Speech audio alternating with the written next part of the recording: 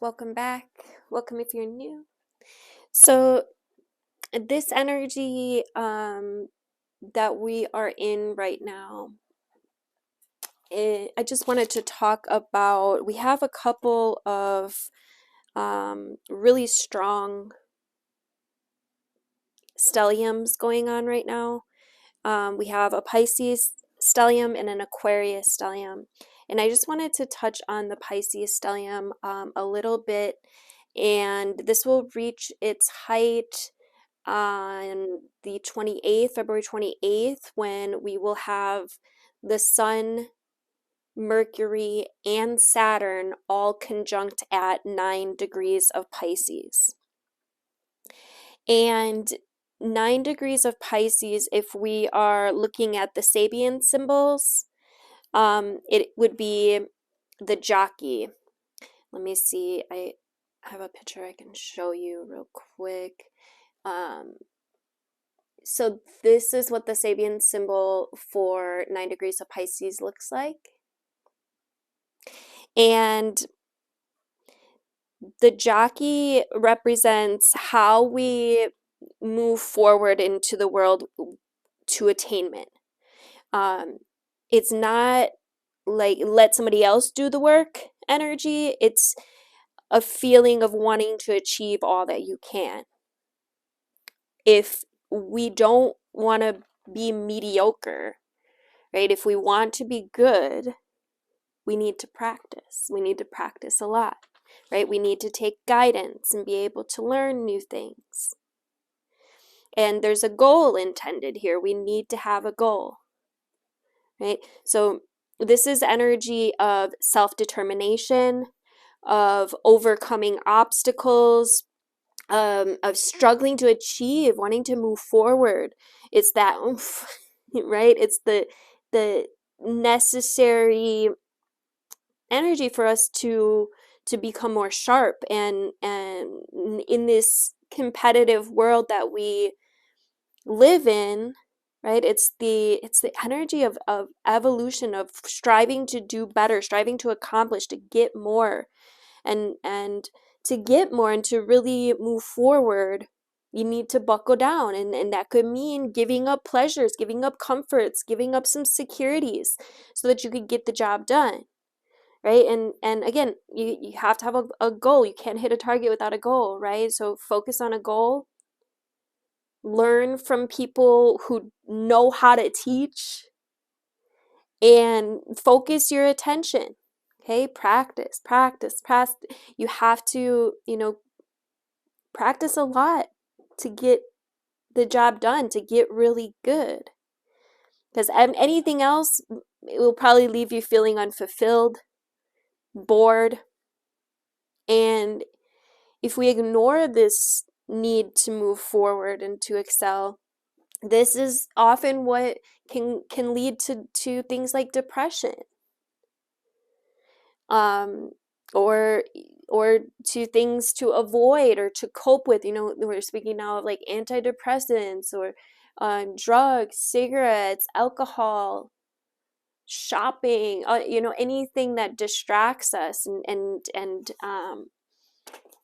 but when we do step into this energy, this is what brings us a feeling of fulfillment, a feeling of joy.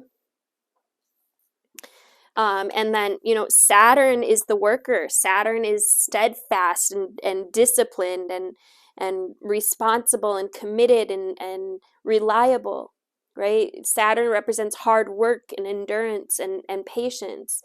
Saturn's responsible, committed, stable, and the rewards for this energy of productivity can be grand right now. Okay, and just remember that the magnitude of achievement depends on the level of effort that you put into your aspirations. Saturn's energy brings structure and discipline to so that you can attain your goals, right? It encourages you to understand your full power and potential, and gives you that needed boost to reach success, right? Saturn's insight is determination. And when you diligently push through your limits and your boundaries, you open doors to attract opportunity and prosperity on a grand scale. Okay, and since Mercury is involved here, Mercury represents communication, the mind, consciousness. Mercury exemplifies the way that you communicate with others, right? Through the expression of your speech and writing. Mercury's energy is intelligent. It's clever. Right? It helps you to analyze data and generate ideas regarding whatever it is that you're most passionate about in life. So Mercury is in this energy providing expressive ways to teach, to enlighten, or to entertain others. Mercury's insight is influenced by literature, music, or movies, communications. When you share what you've learned about your passions, you motivate, uplift others with your knowledge.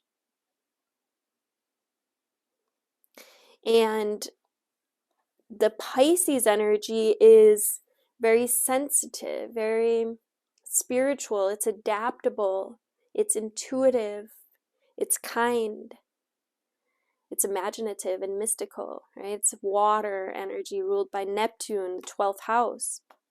It's mutable, so it's changeable. So I just feel like there's something coming in. We got the moon here. Number 19 breaks down to a 10, which is a completion. Some of you have been going through some completions, some endings as well. But I feel like this could be a motivating force for you to begin new, to start something new, to have new ideas, gain new insights. The moon is your perception, it's your inner world, it's the subtle energy. And yeah, I just feel like intuitively with all this Pisces energy, and then we have all this Aquarius energy as well, which Aquarius is innovative, it's independent, it's a free thinker, right? It's unique, it's visionary, it's brilliant energy. Like all of these energies I feel working together to give you this 9 of Pisces placement, a jump start, especially if you have any planets at 9 degrees of Pisces or the mutable signs, which would be Gemini, Virgo, Pisces, or Sagittarius. The moon is the ruler of Cancer and speaks about it speaks to your inner, the inner river of emotions, right? What motivates you, how you experience and how you express your feelings, right? How you nurture and how you need nurturance. So I'm just feeling like this is like an unspoken emotional inner calling.